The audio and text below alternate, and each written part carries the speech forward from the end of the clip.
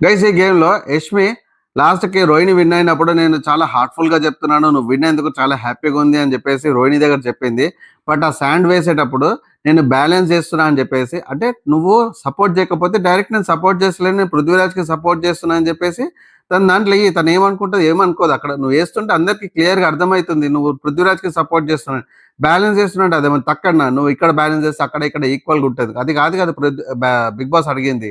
నువ్వు బ్యాలెన్స్ చేయమని చెప్పలేదు కదా నిన్ను. నీకెవరు సపోర్ట్ చేయాలనుకుంటున్నావు వాళ్ళకి సపోర్ట్ చెయ్యి. పోనీ చేస్తున్నప్పుడు అదే చెప్పు. నేను చేస్తున్నా అని ధైర్యంగా చెప్పు. ఎందుకు ధైర్యంగా చెప్పవు? సపోర్ట్ చేస్తున్నా పృథ్వీరాజ్‌కి అని చెప్పేసి బ్యాలెన్స్ చేస్తున్నా అంటే రోహిణి ఒకటే మాట అన్నది. బిగ్ బాస్ ఏం బ్యాలెన్స్ చేయమని చెప్పేసి.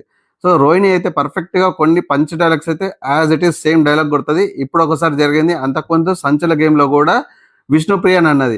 చీమలాగా వెళ్లి తీసుకొని వెళ్తుంటే నువ్వు ఎందుకు వేస్తున్నావు? వెయ్యకు అసలు. వేయాల్సిన అవసరం లేదు. అలా చేసినా ఒకటి చేయకున్నా సపోర్ట్ ఒకటి. రైట్?